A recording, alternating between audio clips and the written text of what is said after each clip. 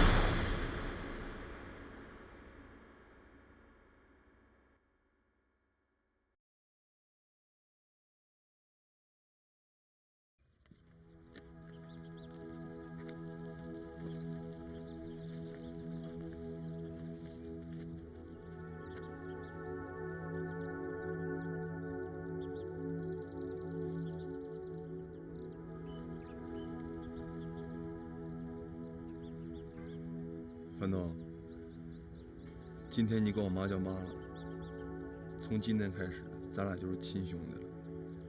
咱俩之间可是什么事都不能隐瞒。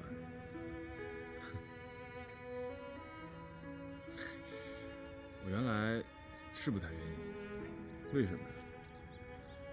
因为你太优秀，太聪明，我怕我姐吃亏。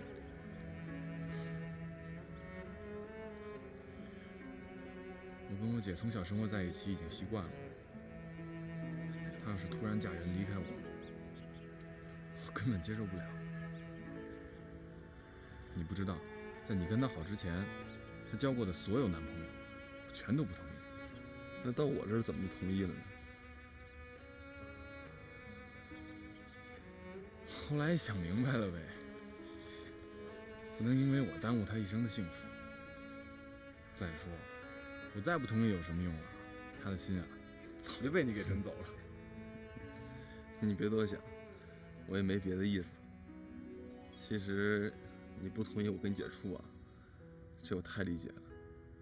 就像你说的，你跟你姐相依为命这么多年，突然她离开你嫁给我，你有点抵触情绪，这太正常了。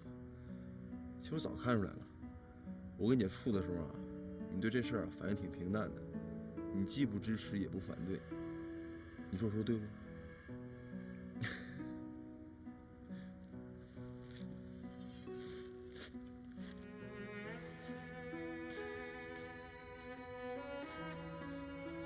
可刘长江被杀了之后呢，你却一反常态，你一直不断的撮合我们，还恨不得你姐马上就嫁给我。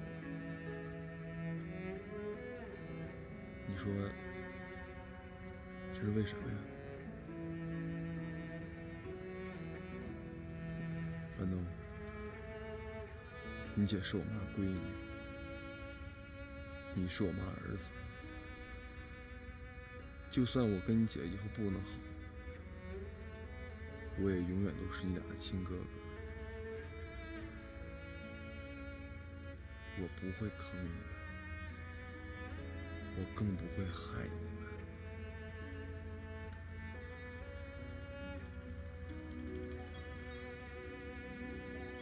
告诉我，是你干的吗？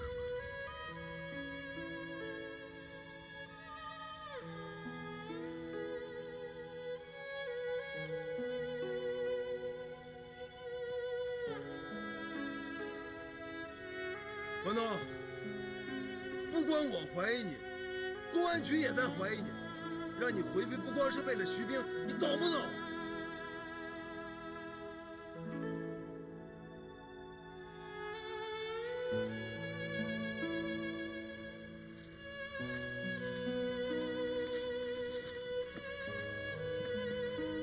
告诉我，刘长江是不是你干的？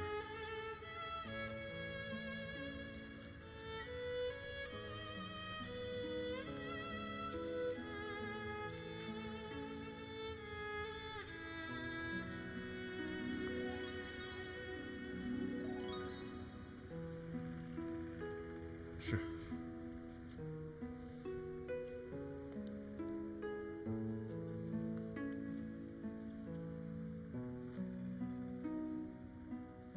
上个月刘长江问我朱慧去哪儿了，我说我不知道，他就跟我说：“樊东，你小兔崽子，你不知道，你要是不告诉我朱慧去哪儿了，我就把你姐整回家做我女朋友。”我跟刘长江说：“我累死你也追不上樊丹。”你猜他跟我说什么？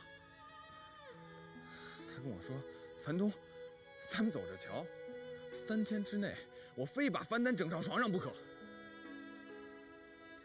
吓坏了！刘长江是什么人？刘长江连男人都敢杀。如果我姐真的有个什么3长2短的，苏哥，我知道前一段时间你被他整的工作都没了，我越想越生气。我在家里想了好几天，我最后决定把他给做了。现在你打算怎么办？我早就想好了，如果公安局发现了，我就向你投案自首，让你立功。苏哥，我这样也算对得起你。我不求你娶一个杀人犯的姐姐，但我希望你以后能够好好照顾她。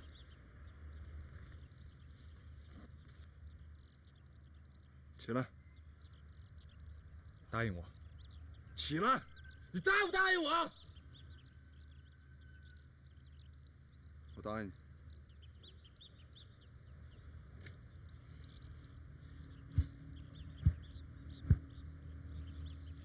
去！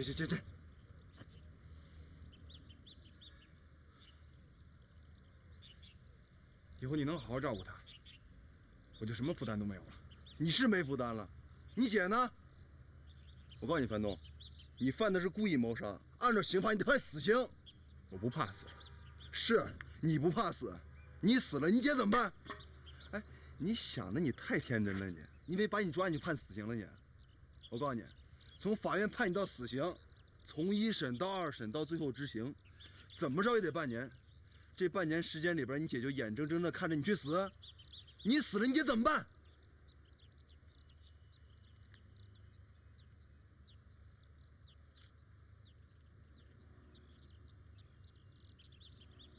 哥，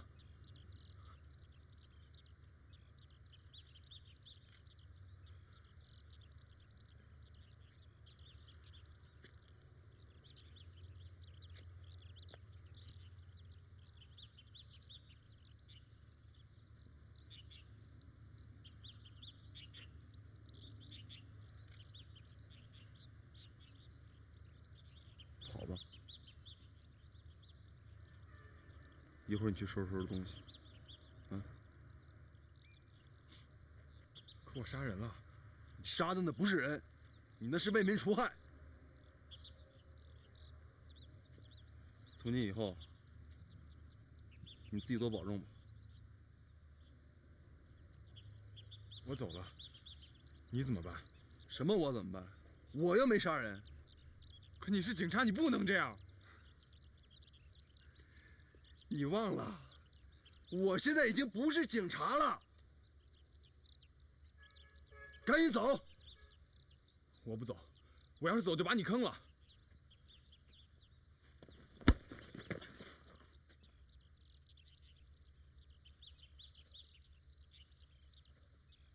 我不走。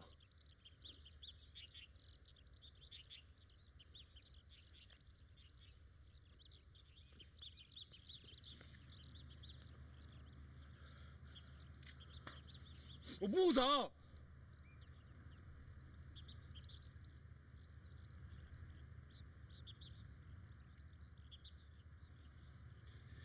你要是不走的话，你就可就把我坑了。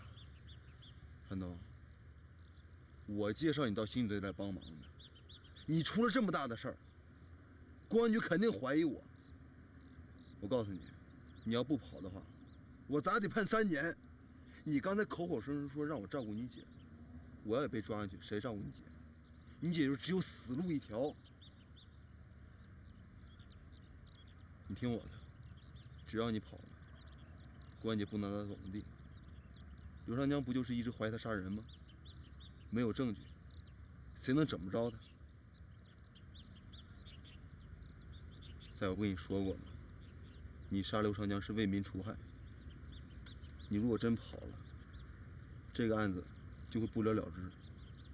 等到风平浪静之后，你再回来呗。到时候你还可以跟你姐团聚，你还可以进公安局工作，你说是不好吗？当然了，樊东啊，为了安全，你在外面至少要藏5年。这5年时间里呢，你不要跟任何人有任何的联系。我不说你也知道，公安局什么设备都有。如果你跟我联系，万一被抓起来的话，那我一切的努力都白费了。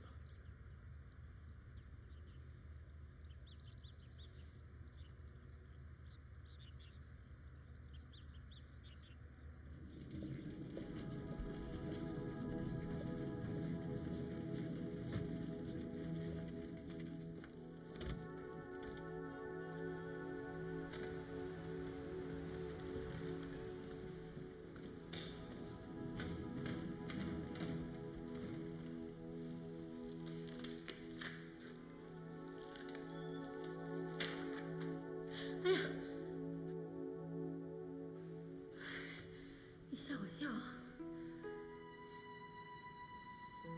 我怕你晚上值班没意思，过来陪陪你。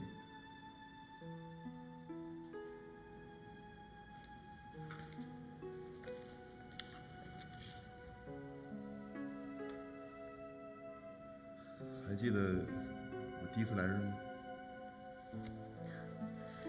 当然记得，你买了汉堡可乐，你可坏了，管我要钱，给你钱吧，你还一个劲的往灯箱上照。你说咱们今天都回家，你妈身体能受得了吗？你也不打电话回去问问，跑我这来干嘛呀？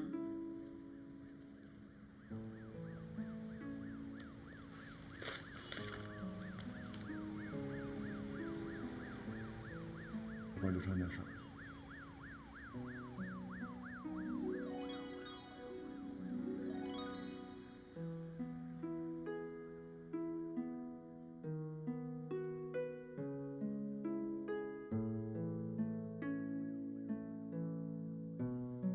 他爸他妈进监狱，都是我向检察院举报的。他家的财产、房子、车，都被检察院查封了。刘长江他现在就是个穷光蛋。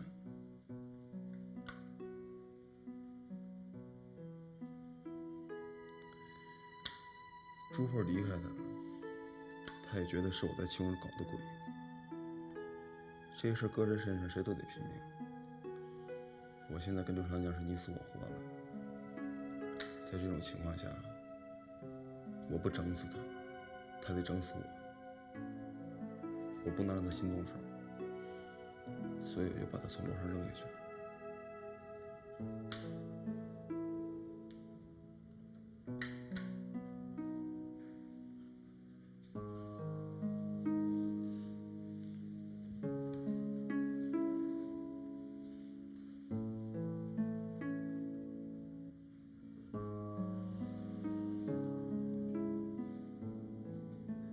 我对不起你，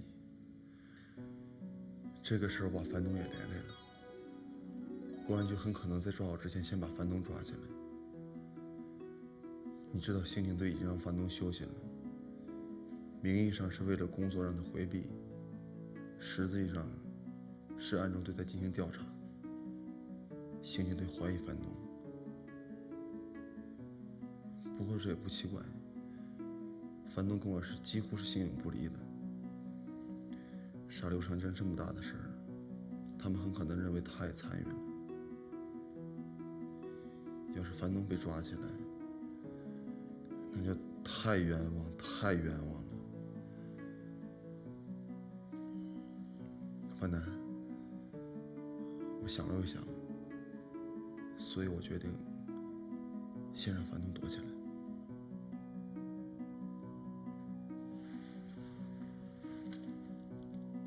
你打也没用，你联系不到他。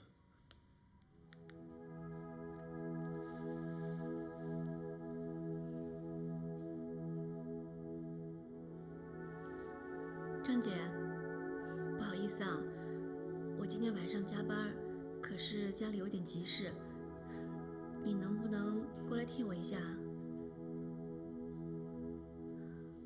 那好，谢谢啊。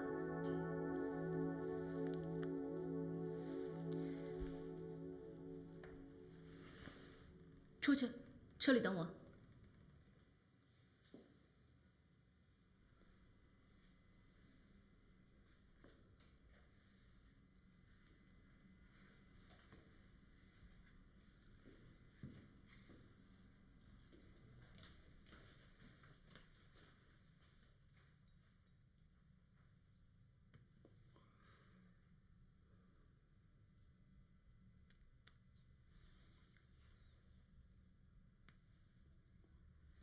我妈生我和樊东的时候难产，大夫问我爸是留大人还是留孩子，我爸说留大人，我妈却说留孩子。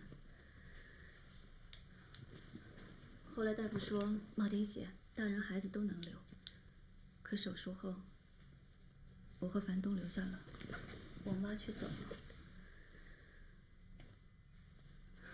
我和樊东3岁的时候，我爸也得病死了。我奶奶说，我爸不是病死的，是想我妈想死。你知道我为什么要去当护士吗？樊东小时候身体可不好了，总感冒，一感冒就要上医院打点滴。樊东血管细，不好找，碰上水平差的护士，总要扎2、3次才能扎进去。每次扎的樊东使劲的哭。那时候我就想，我长大了一定要去当护士，给我弟弟扎针。你现在的扎针技术是不是挺过硬的？还行，基本上都是一针见血。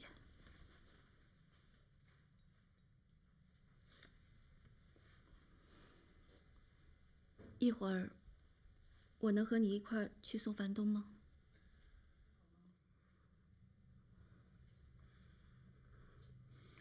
樊东，你不用担心，等风平浪静之后，他就会回来的。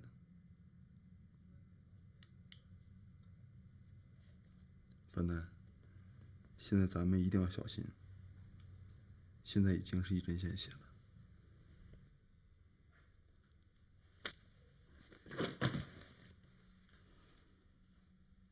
你现在什么情况？我什么情况你不用管，你放心，无论我怎么样呀，都不会影响你跟樊东的。樊东只是出去躲一躲，他肯定会回来的。另外，咱们俩之间吧，我是这么想的，你以后呢？你让我去找别的男人是不是？你还想甩我？素颜，我告诉你，将来你好，我跟着你去享福；你不好，我跟着你去遭罪。就算你进了监狱，我也会永远等着你。你做好思想准备吧，这辈子我赖上你了。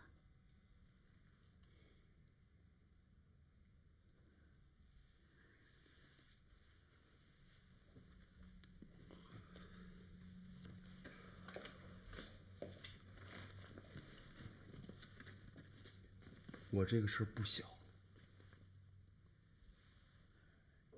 有多大个事儿啊？你别吓唬我好不好？素颜，你要是不放心的话，咱明天就可以去登记。范楠，你给我想明白，我犯的是故意杀人罪，将来弄不好。别说了。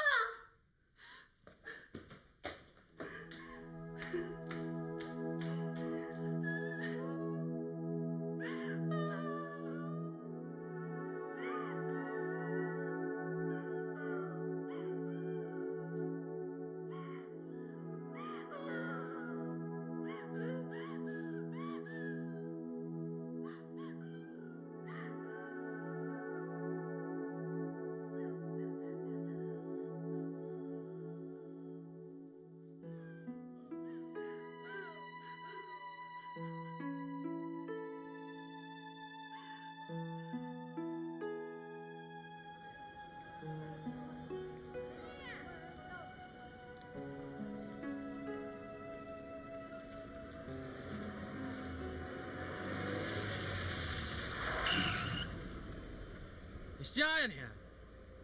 这个并不是针对你一个人，咱们这是个程序。首先，我是个人民警察，我知道我自己的这个责任，我不能知法犯法。我什么时候什么你说不说你？你呀，啥话也别说，你就给我讲清楚，那天你到底去哪儿了？好吧？我绝对在厕所，真的，我绝对就那边。你说吧。我说什么呀10点到11点，你到底在哪儿啊？上班呗。那谁能证明你上班呢？你说呀。就不能说呢？说。你要知道，不光是审查你，我们全队都要受到审查。我没干嘛，我就跟王小薇在一块儿呢。就是那治安科的王小薇吗？嗯，那天反正咱队也没什么事儿，我俩就偷偷溜出去洗澡了，没别的。那你刚才为什么不说？那不是上班时间吗？再说了，赵队您不知道，他们治安科特别严，我要是说了，他这月奖金肯定没了。你这个月的奖金也泡汤了。赵队，继续问。你坐下。坐下。做什么呀？奖金也没有。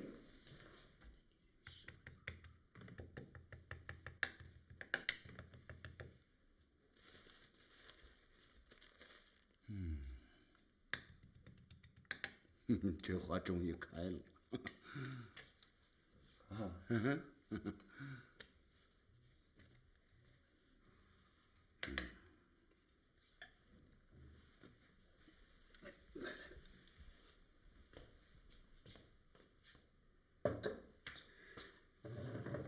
你看啊，你现在也不是警察了，我还让你干这干那的，是不是有点太欺负人了？啊？行，就放这儿行。好嘞。好，行吧。行。哎，坐会儿。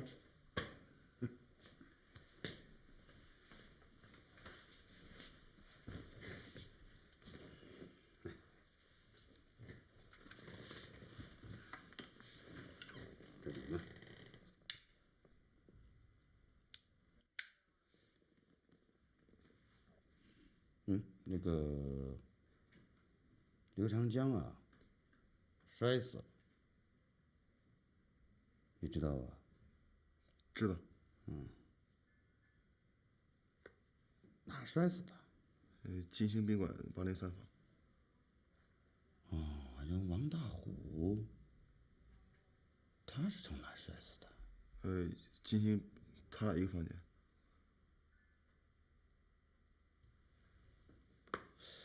这是不是太巧了？摔死刘长江这个人，他好像是特意这么安排的。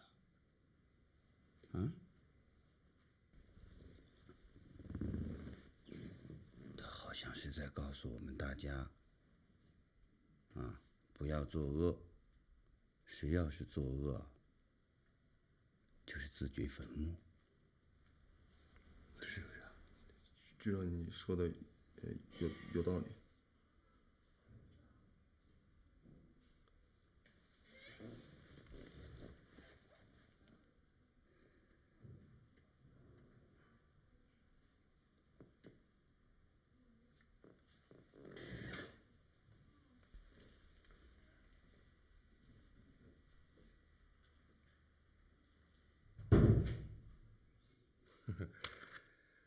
队里的经费啊，总算解决了，这钱赶紧给你妈拿回去。我代表刑警队再次感谢你母亲，你点一点。你可真有意思，我不早说过了吗？这我妈给咱队赞助，我早不要了。咱们公安局是吃皇粮的，哪来的赞助这一说？我不管啊，反正这钱不要了啊。那好吧，这钱我亲自给你妈送去。哎，别，怎么了？没怎么的。素颜，你跟我说实话啊，这钱到底是不是你妈拿的？我妈不给我谁给我？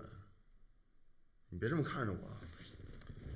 我呢跟我妈说，我谈恋爱需要花钱，我妈就毫不犹豫把钱给我了。你这么拿回去不露馅了吗？哼，你把钱都给了我们，那你恋爱怎么办？我小伙长那么帅，谈恋爱哪需要花钱呢？就不花钱呢，排队老鼻子了。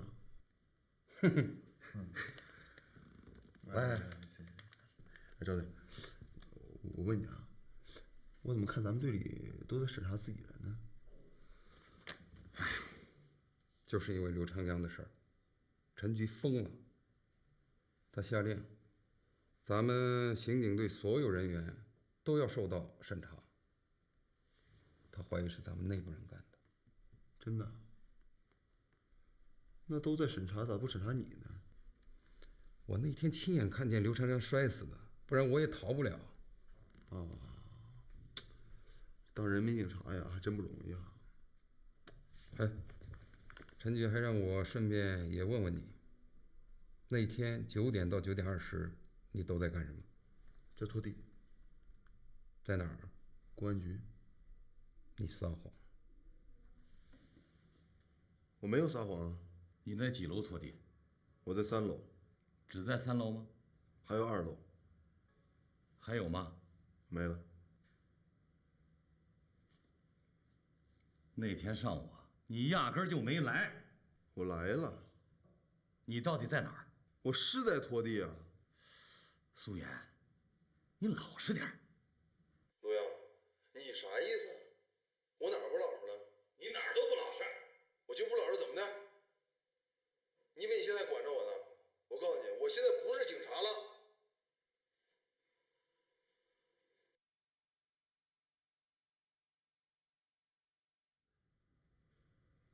哎，一天了，问了你19个问题，到现在你连一个都没有回答清楚。哎，哎，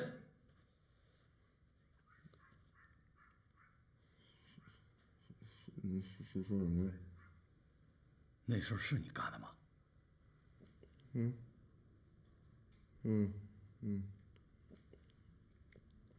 是，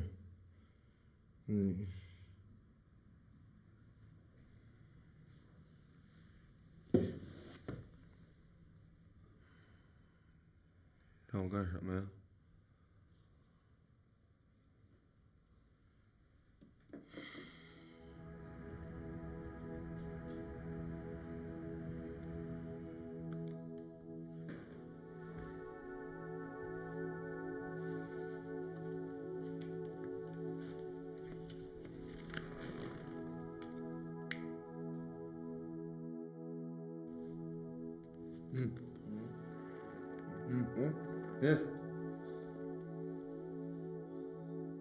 你做什么梦呢？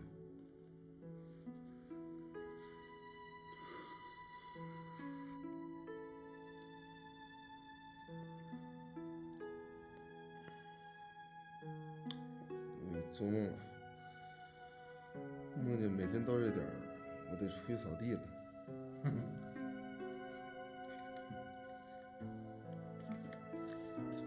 郭明武你认识吗？认识啊，他是干什么的？报社记者呀。你啥意思啊？前天你跟他吃过饭，记得吗？想问啥你直说，你别拐弯抹角。吃饭的时候，你跟郭明武说，刘长江是被人从楼上撇出去摔死的。我没说过这，你说过。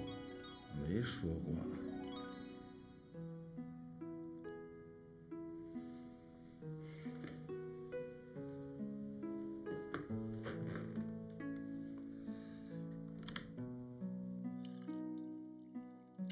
我跟你讲啊，你别给我录音啊！我今天呢不接受你采访，你不知道吧？我现在已经不是警察了。你有什么事儿你问我们赵队去啊？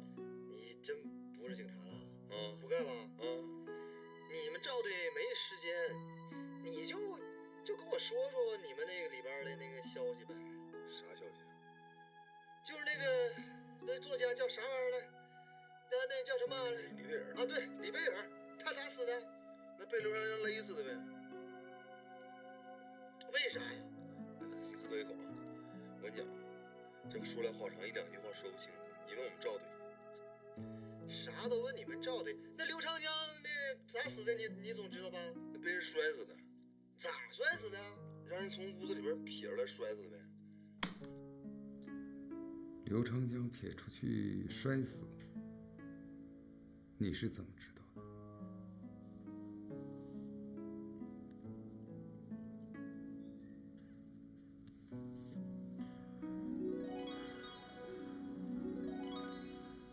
我当时喝多了，瞎猜的。你猜的挺准的。那今天不喝好不许走啊！是，你反正没别人，你就跟我说说，你现在知道是谁干的吗？不知道。案子好破不？好破啥呀？我告诉你，那监视器那探头啊，都让人给塞上了，啥也看不见。这也是喝多了猜的。所以都已经到了这个地步了，玩一些没用的，太没意思了。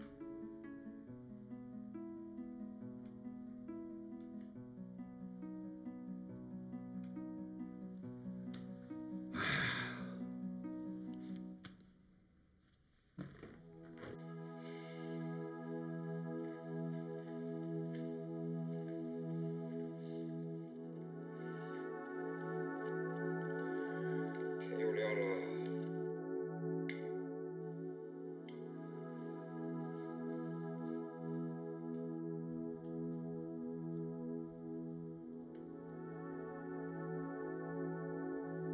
是我干的。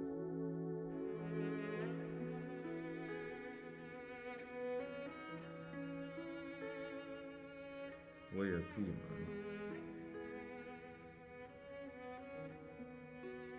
我确确实实往死里收拾过刘长江。我打他，骂他，折磨他，我甚至把他父母送到监狱里。许多人认为我把刘长江快整疯了，其实呢，我快被刘长江整疯了。为了他，我不仅被撤了职，丢了工作，就连我的亲人、我的朋友，也都因为我而成了牺牲品。刘长江又仅仅想让我痛苦，想让我难受，他就毫无人性的把李贝尔给杀了。那么一个以前一见到我就打哆嗦的小流氓，现在简直太猖狂了，我恨死他了。我无数次的想把刘长江亲手摔死，可是我万万没有想到的是，就在即将把刘长江抓捕之前，我却又发现刘长江又住进了金星宾馆803号房。在这个房间里，刘长江曾经把王大虎摔死了，可他现在偏偏又回来了，这是不是命运的安排？刘长江现在已经是恶贯满盈，罪该万死，命运现在向我招手，他指引我去灭掉这个大恶魔。我再也不能错过机会了，我这回一定要亲手摔死他，我让他知道什么叫做恶有恶报。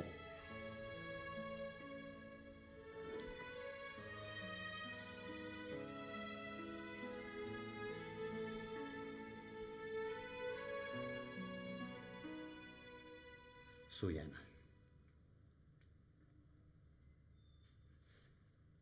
你抬起头看看我，啊，看看罗阳主任，我们都从警几十年了，我没有对不起你啊。你说你让我们向全市老百姓怎么交代？我们培养了一个人民警察，最后是一个杀人不眨眼的犯罪分子。一切后果我自己来承担。你别说大话了，你承担得起吗？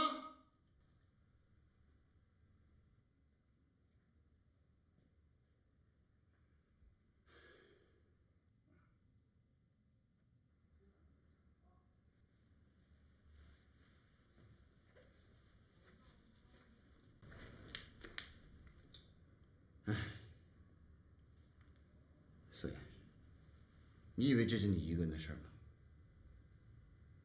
全公安局的人都跟着你背黑锅，你把我们坑苦了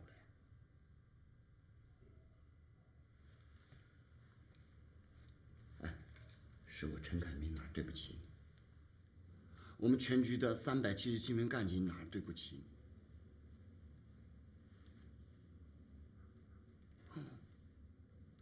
我是很想骂你几句，但是我不能骂，是吧？但是你哪像配一个人民警察？陈局，我现在已经不是警察了。我杀刘长江，不是为了坑你们，我也不是想让你们去替我背黑锅。我完全可以否认这件事情，我完全可以像刘长江那样，杀完人之后还死不承认。我为什么没这么做？我就是怕你们去替我背黑锅，我就是怕你们真的坑了你们。我杀刘长江是我个人的事儿，我已经做好思想准备去承担法律的严惩。如果我的行为真的给警徽带来污点的话，那么我愿意用我的血去把这块污点擦净。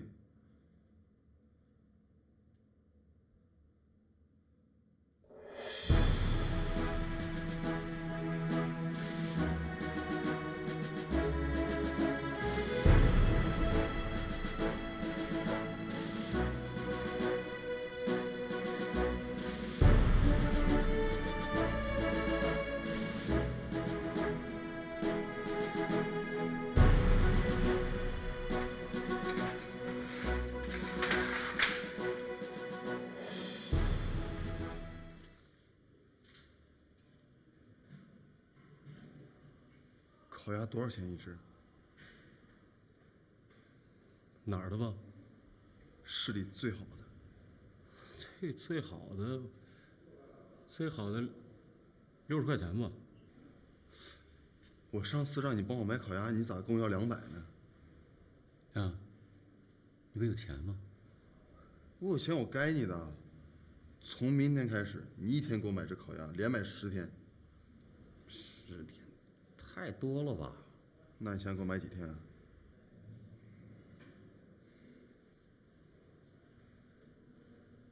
我一天都不想给你买。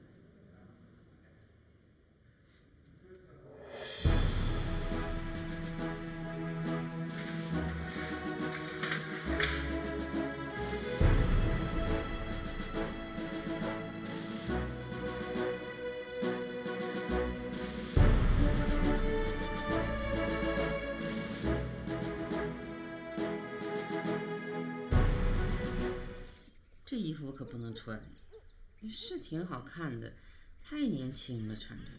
妈，这是今年最流行的花色，多漂亮啊！漂亮是漂亮，你说那妈那公司里管那么多人呢，我穿这个不让人笑话吗？笑话什么呀？你看国外老太太穿的比你鲜艳多了。你妈不是中国老太太吗？中国老太太怎么了？你捯饬捯饬啊，比她们漂亮多了。他妈听你的，一会儿试试。行。哎，这2天你跟苏妍没吵架吧？好好的，吵什么架呀？那上次到底因为什么呀？你儿子花心，喜欢上别人了。不可能啊，我儿子不是那种人。真的没骗你，他真的花心来的，差点都不要我了。他要不要你啊，我揍他。你揍他，舍得吗？怎么舍不得呢？哎，妈，你说实话，你打过苏妍吗？没有，他也没淘过气。还不淘气啊？行了妈，你呀就向着你儿子吧，将来要是你儿子欺负我呀，你这个当婆婆的肯定也虐待我。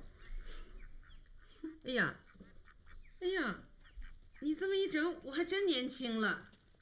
哎呀，这头发，哎呀，我能出去吗？多洋气啊！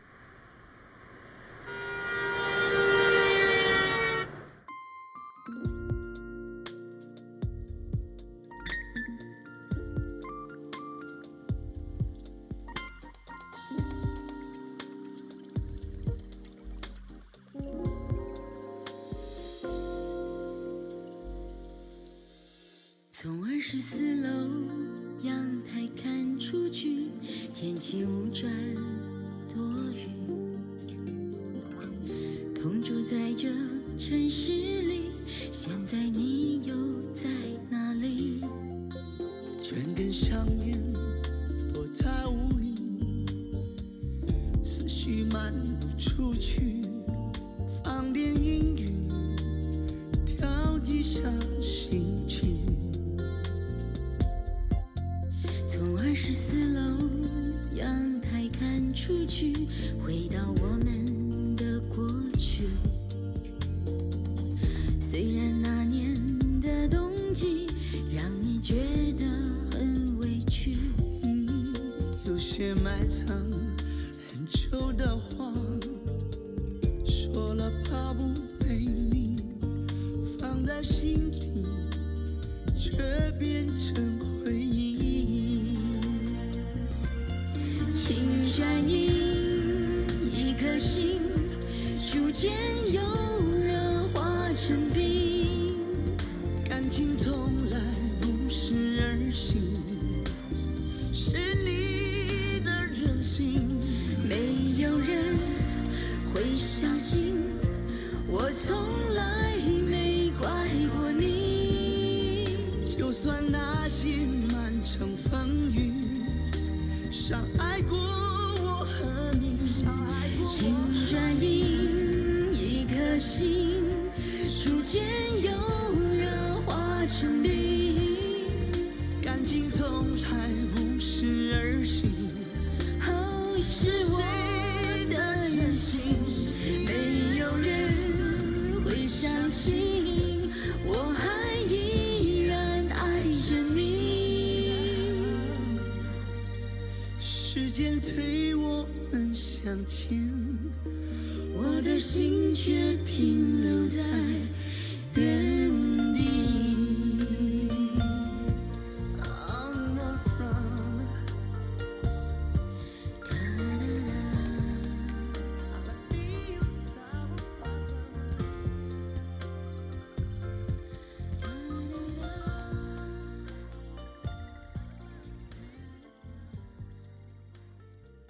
他为什么冒死认罪啊？